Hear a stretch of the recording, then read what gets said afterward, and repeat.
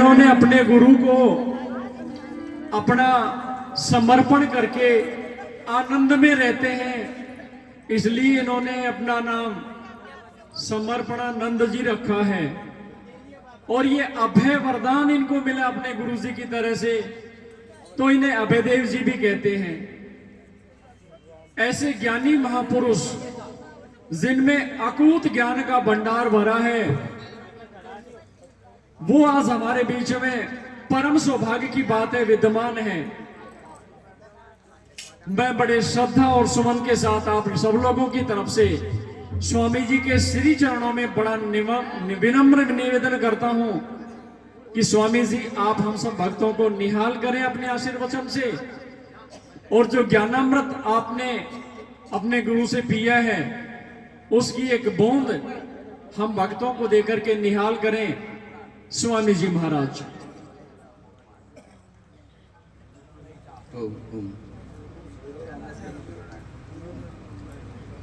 सभी एक बार जयकारा बोलेंगे। जो बोलो गुरु गोरक्षनाथ जी की, जय बोलो बाबा धोकड़नाथ जी की, जय बोलो बाबा खेतानाथ जी की, अब सारे नाथों की। तो बहुत ही पूजा और सम्मान के योग्य मेरे गुरुदेव स्वामी शुभनाथ जी महाराज और सभी पूजित संत जिनके चरणों में मैं नमन करता हूँ, सभी भद्र पुरुषों, श्रद्धामयी मातृशक्ति, आज सौभाग्य का दिन है कि इस धरा पर कभी कभी पुण्यों का फल हमें ऐसे मिलता है कि कोई ना कोई महान आत्मा इस संसार में आती है और वो क्या करती है, हमें रास्ता दिखा के चली जाती है। इसी विषय पर इतनी देर से आप ये सुन रहे थे, भजन सुन रहे थे। थोड़ा सा ऐसा तो रहता है कि साउंड ज़्यादा हो जाता है और वाणी कम रहती है, तो थोड़ा सुनने में कम रहता है। ये पीछे का थोड़ा साउंड पीछे रह जाए तो शायद अच्छा रहे। फिर भी आप लोग सब समझ रहे थे। अब थोड़ी सी बात कर लेते हैं, आप थोड़ी सी साथ देंगे इसमें तो थोड़ा विचार करेंगे कि हमने अपने गुरुओं से, संतों से क्या पाया। गुरु और संत हमारे जीवन में क्यों महत्वपूर्ण है, इस बात का भी हमें पता लगेगा। तो उस बात पर हम सब मिलकर के एक चर्चा करते हैं। तो मैं कुछ बातें आपसे पूछूंगा, आपको अच्छा लगे या आपको जो उत्तर जमे वो बताएं। तो मैं एक बात कहता हूं कि हम सब लोग क्यों आए हैं यहाँ पर, बताओ। कोई ना कोई मनोकामना लेके आए हैं, मनोरंजन करने आए हैं, या आज नींद नहीं आ रही थी इसलिए आए हैं, या केवल ढोलक पेटी सुनने आए हैं, किस लिए आए? एक ना एक चीज जरूर हमारे अंदर है कि हम कुछ तो लेके आए हैं। बाबा ने बहुत बढ़िया बात कही है। वो कह रहे हैं कि हम संतों की वाणी सुनने आए हैं।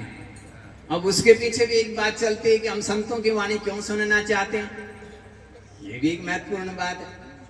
उसके पीछे भी एक बात, और हम सब का उत्तर एक ही होगा, और वो उत्तर क्या होगा कि हम कोई ना कोई कामना लेके आए।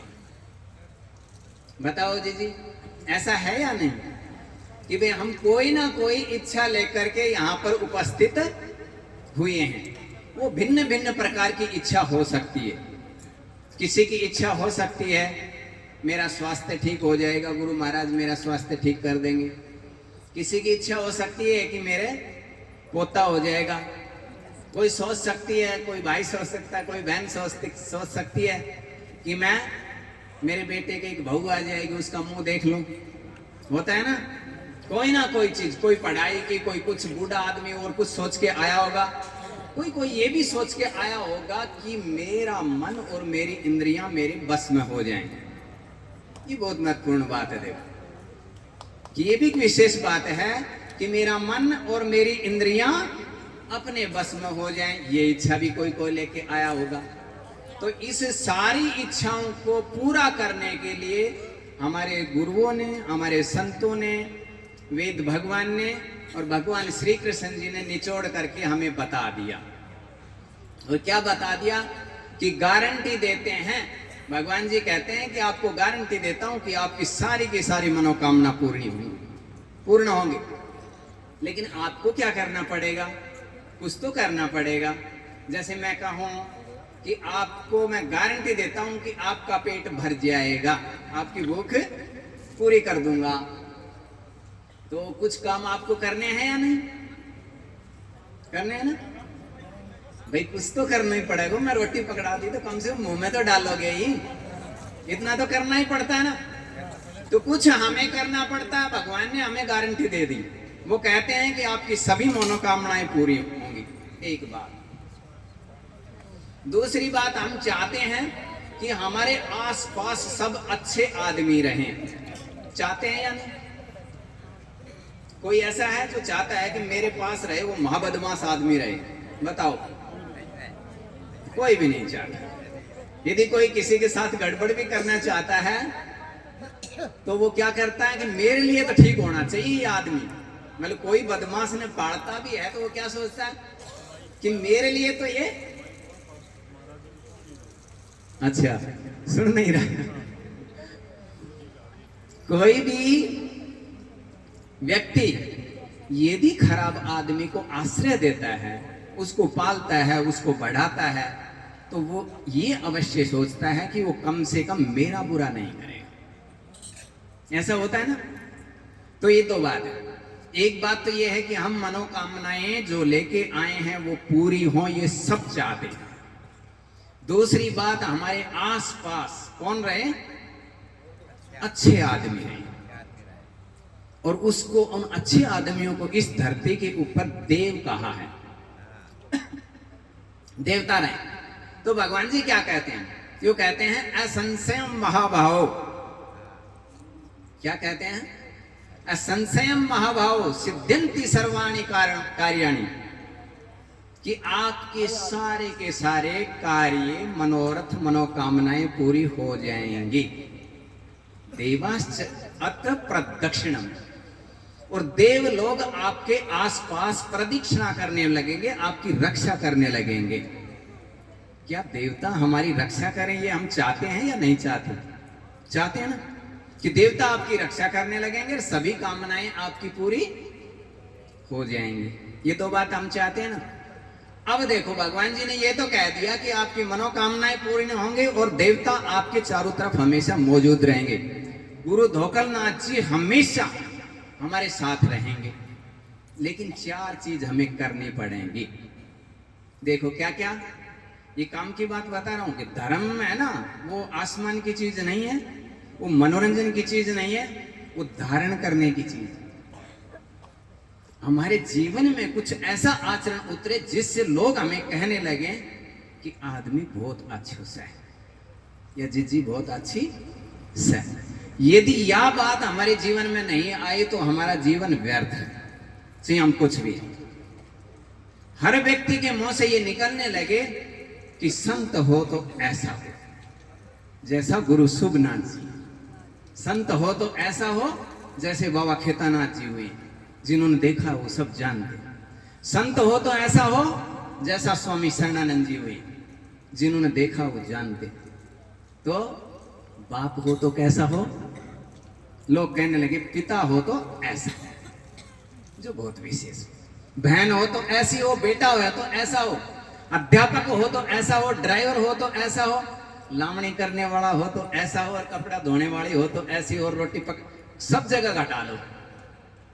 काम की बात है, सब जगह घटा लो इसको, कि आपके ये मोहर लगनी चाहिए कि लोग कहने के लिए विवश हो जाएं कि पोछा लगाने वाली हो तो ऐसी हो। इसका मतलब ये नहीं है आप पोछा ही लगाती रहोगी।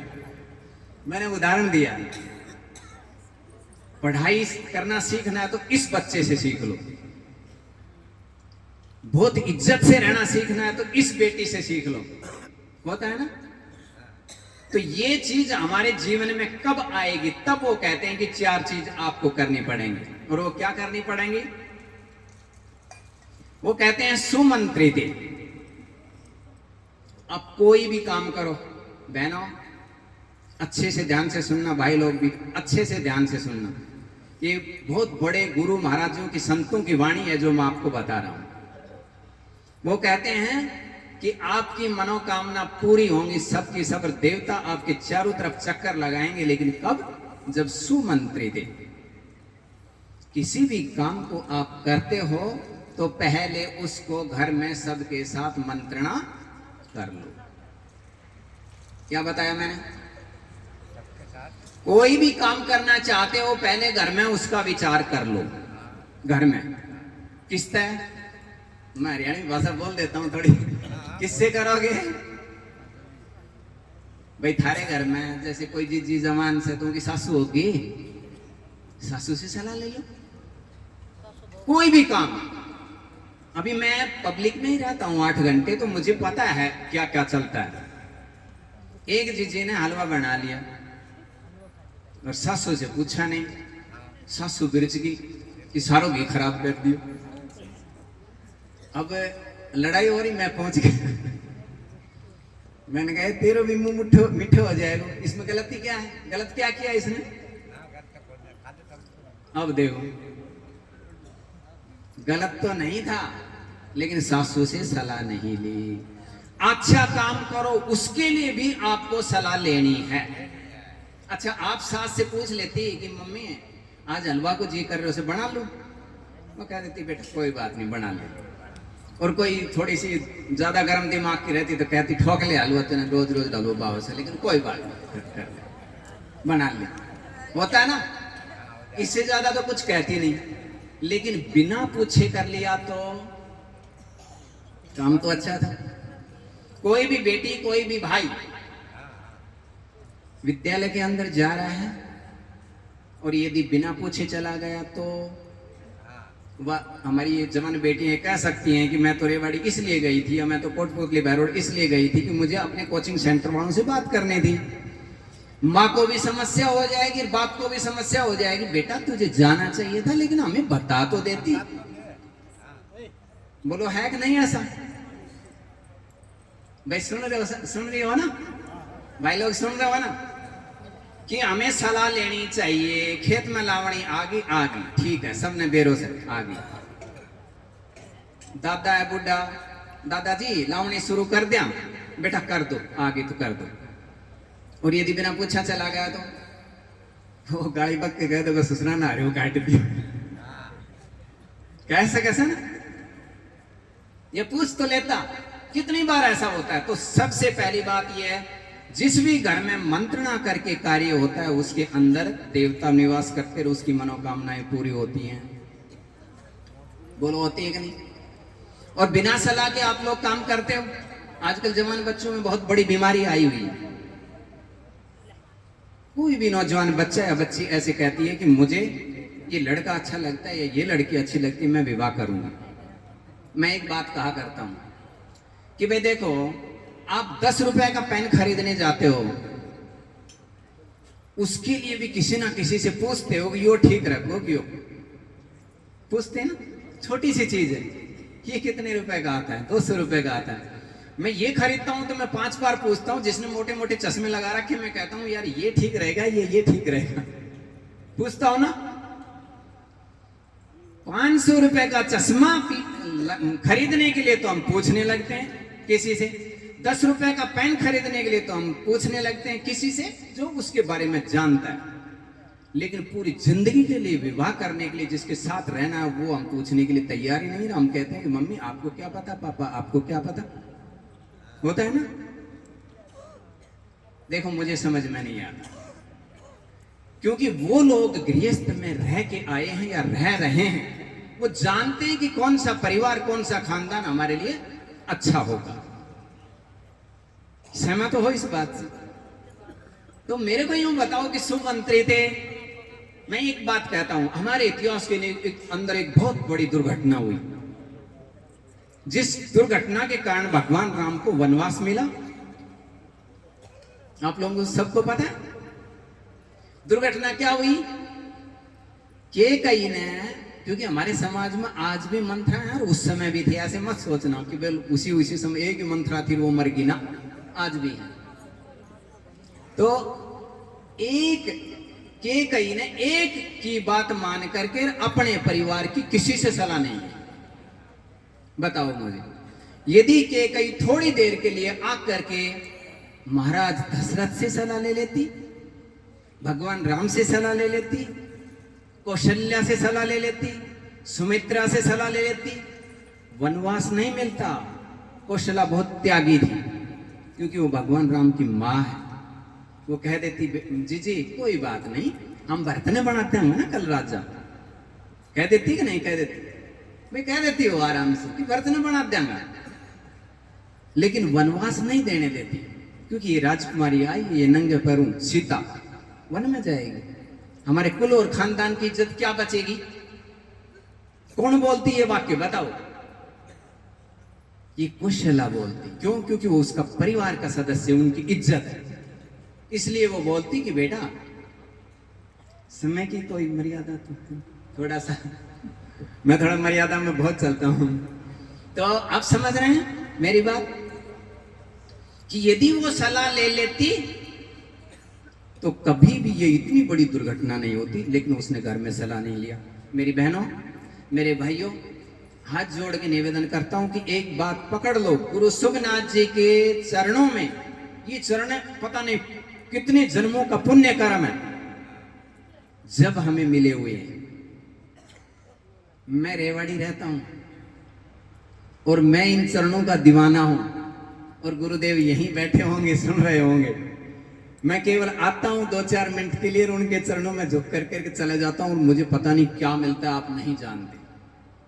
कोई आदमी क्यों आवेगा? कागज नहीं चाहिए, वो तो परमात्मा ने दे रखा है। जीवन चाहिए, वो जीवन संतों के चरणों में मिलता है हमारे। और मैं कैसे महसूस करता हूं कि हाँ, मेरे पास कोई है जो इतनी बड़ी सफेद दाढ़ी का मेरा पूज्य गुरुदेव है, मैं उसकी गरिमा कम नहीं होने दूंगा। और मैं कहीं भी रहो, मेरी ये बहनें बेटियां जवान हैं, ये चीज जयपुर में रहो, दिल्ली रहो, बंबई रहो, यदि इन्होंने सोच लिया कि मेरे दादा की सफेद दाढ़ी पर कभी भी दाग नहीं लगाऊंगी, तब क्या होगा जी? ये बिना श्रद्धा के नहीं होगा, ये बिना मंत्रणा के नहीं होगा। सुमंत्रिते, घर के अंदर यदि अच्छी तरह मंत्रणा कर लोगे तो दादो बता देगो। हमारे हरियाणा की भाषा में बोलो तो पोती दिल्ली पढ़ने जा रही है, तो दादा 90 साल का बुढ़ा अपनी पगड़ी उतार के और अपनी पोती के चरणों में रख करके क्या कहता है कि बेटा, मेरी पगड़ी की लाज तेरा सरनाम है। इससे बड़ा पाठ नहीं हो सकता जीवन का। 2 जा 4 ये तो मास्टर जी सिखा देंगे, लेकिन मेरी इज्जत तेरे चरणों में एक दादा सिखा सकता है। ये और कोई नहीं सिखाओ, और कोई पैक आएगा। तो क्या करना है? सुमंत्री।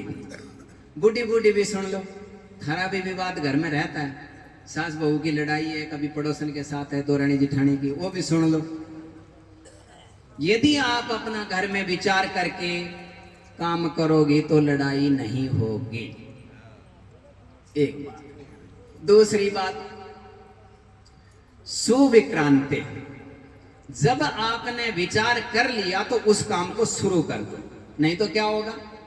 कि खोपड़ी खराब से पूछ तो ऐसे काम ना करे, कि नींद खराब से 1000 बार पूछोगे बात ना, 1000 बार पूछा हो, कितनी बार तो पूछ ली, काम शुरू कर। अब देखो, ये भगवान श्री कृष्ण जी का वाक्य बोल रहा हूं, पूजित संतों का वाक्य बोल रहा हूं। उन्होंने क्या कह दिया कि जब आप विचार कर लो तो काम को शुरू कर दो। कुछ गड़बड़ भी हुई तो कोई एक न दोष नहीं देखो, क्या कह देंगे? कोई बात नहीं, हमने विचार तो किया था, अब कोई बात नहीं, जो हो गया हो गया, मिलजुल कर संभाल लेंगे, गड़बड़ भी होगी तो ठीक है। तो सोच लिया, उसको शुरू कर दो। तीसरी बात, सुविचारित। देखो, विचार में मंत्रणा में अंतर है। सुमंत्रित का मतलब तो यह है कि हम अपने पूरे परिवार के साथ मंत्रणा करते हैं, विचार विमर्श करते हैं। और सुविचारित का मतलब है सेल्फ एनालिसिस। ये बच्चे समझते हैं इस बात को कि खुद से खुद उसको विश्लेषण करना। समझ रहे हो कि खुद विश्लेषण करना, इसका मतलब क्या है? सुविचारित। देखो, मैं थोड़ा अध्यापक रहा हूं पूरी जिंदगी मैंने संस्कृत का पठन पाठन किया है, तो मेरे दिमाग में ये बैठ गया कि बिना भक्ति के और बिना शिक्षा के इस मानव जाति को बिल्कुल अच्छा नहीं बनाया जा सकता, कोई रास्ता नहीं। इसलिए हमारे पूज्यपाद अवधूत बाबा खेतानाथ जी ने धूम मचा दी। अब सब जानते हैं कि शिक्षा के अंदर कितना काम किया उस बंदे ने, उनकी सारी तपस्या लगा दी। तो सुनो, सुविचारिते का मतलब यह है कि अच्छी तरह से आप विचार विमर्श करो, खुद करो, खुद अच्छे से एनालिसिस करो।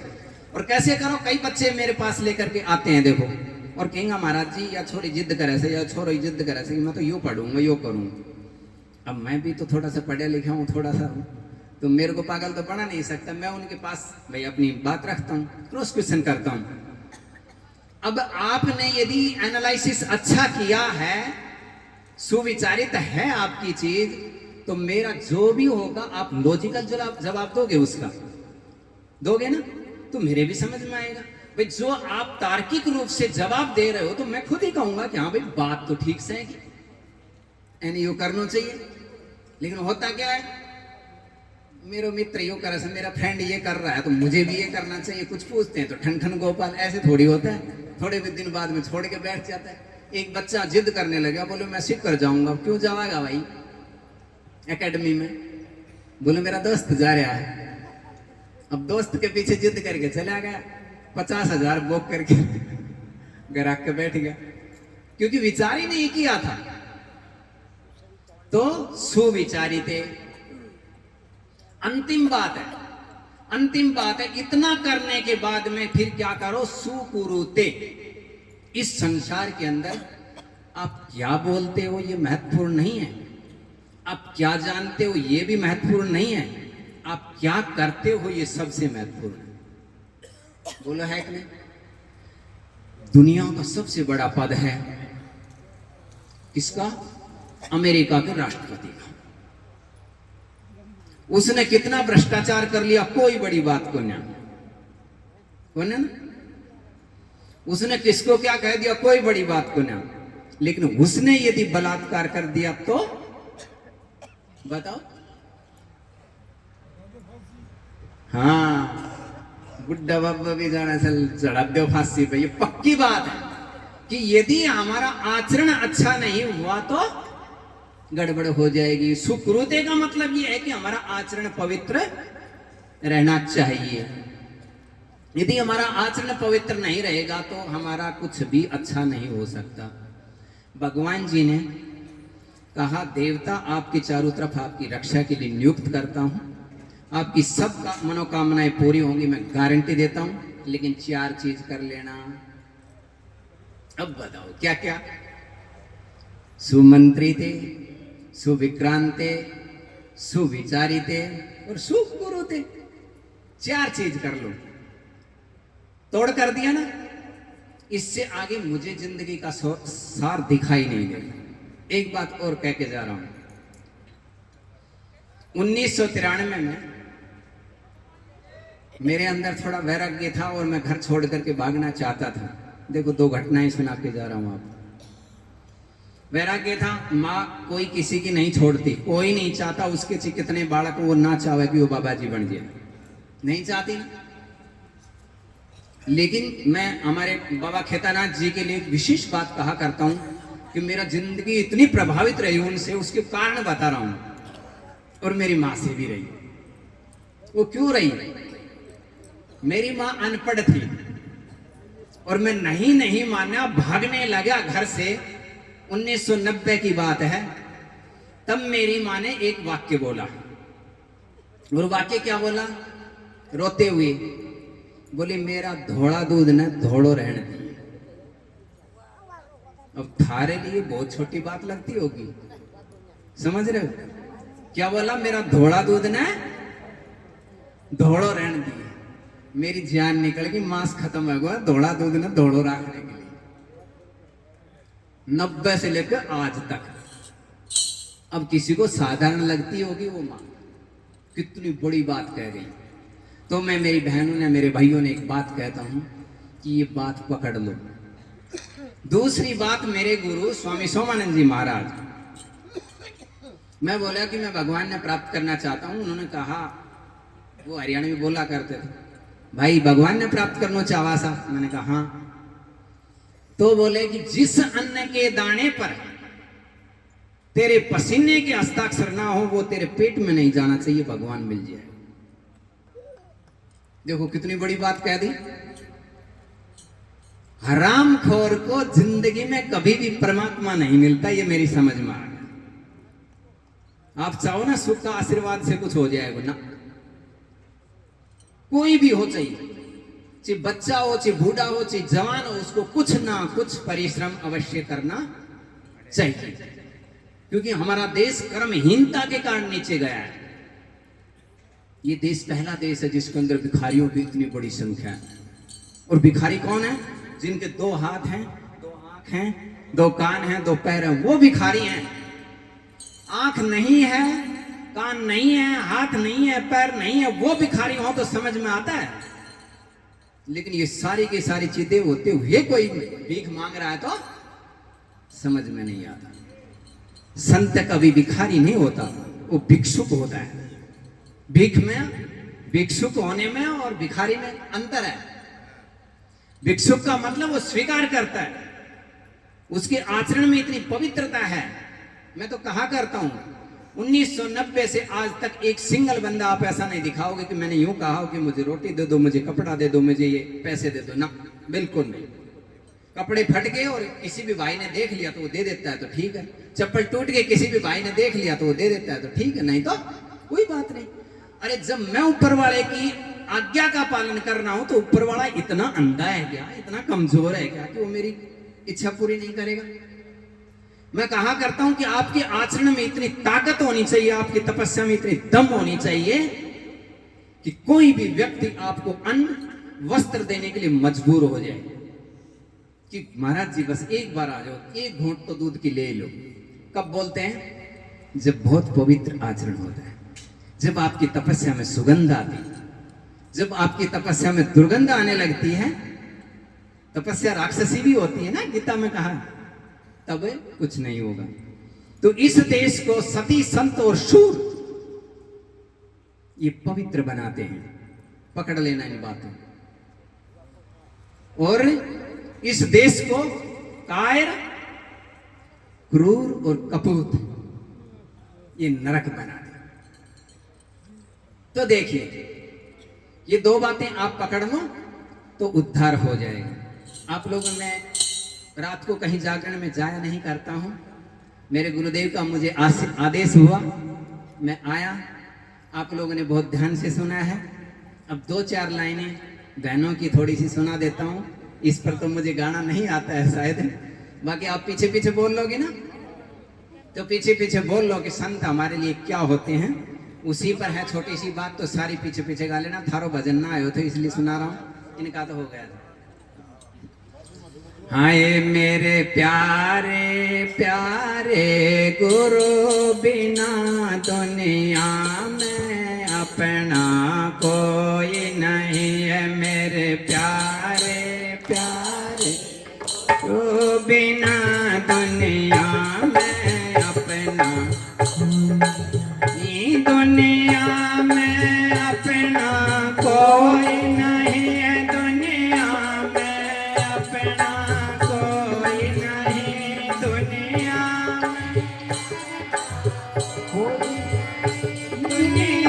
में अपना कोई नहीं। मेरे प्यारे प्यारे गुरु, बिना दुनिया में अपना कोई नहीं। मेरे प्यारे प्यारे गुरु, बिना दुनिया में अपना कोई नहीं। के कैरी से यो राजा मेरा नहीं किसी का राजा से। के कैरी से यो राजा मेरा नहीं का राजा से। यो फेर लेने का नाता से। दुनिया में अपना कोई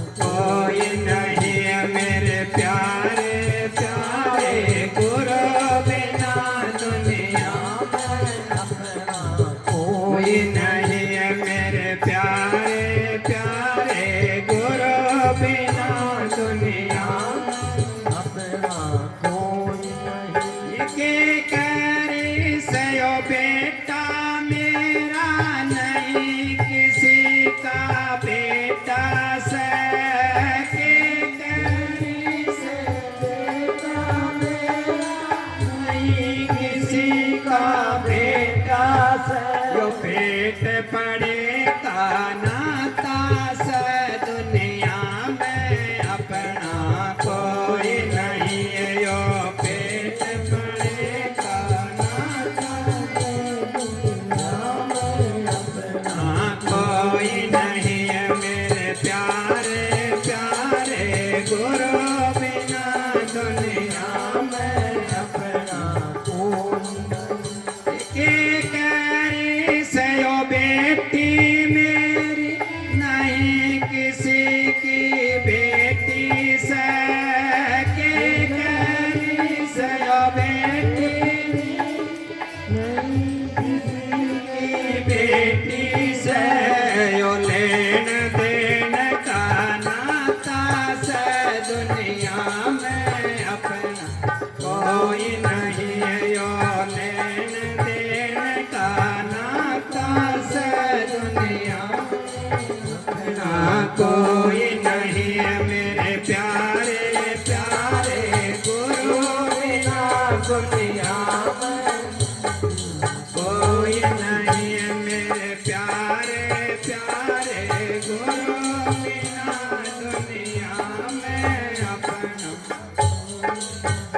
के करे सयो साथन मेरी नहीं किसी की साथन सके करे सयो साथन नहीं किसी की साथन से ये पूरे वक्त में छोड़ चले दुनिया में अपना कोई नहीं है जो बुरे वक्त में छोड़ चले दुनिया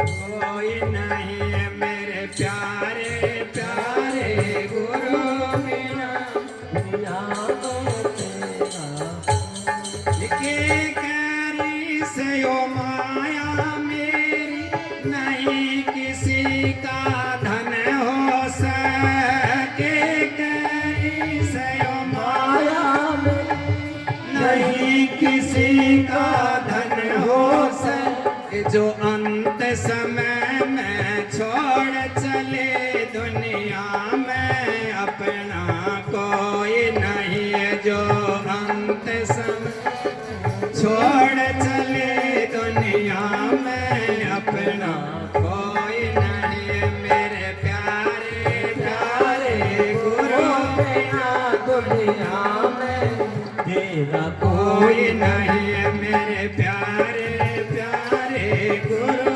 बिना दुनिया में अपना कोई नहीं। जय बोलो बाबा धोकरनाथ जी महाराज की जय। जय बोलो बाबा जयरामनाथ जी महाराज की जय। जय बोलो बाबा खेतानाथ जी महाराज की जय। जय बोलो बाबा शरणानंद जी महाराज की जय। जय बोलो बाबा शुभनाथ जी महाराज की जय। सभी संतों के चरणों में नमन करते हुए सभी को सादर प्रणाम। ओम शांति शांति शांति।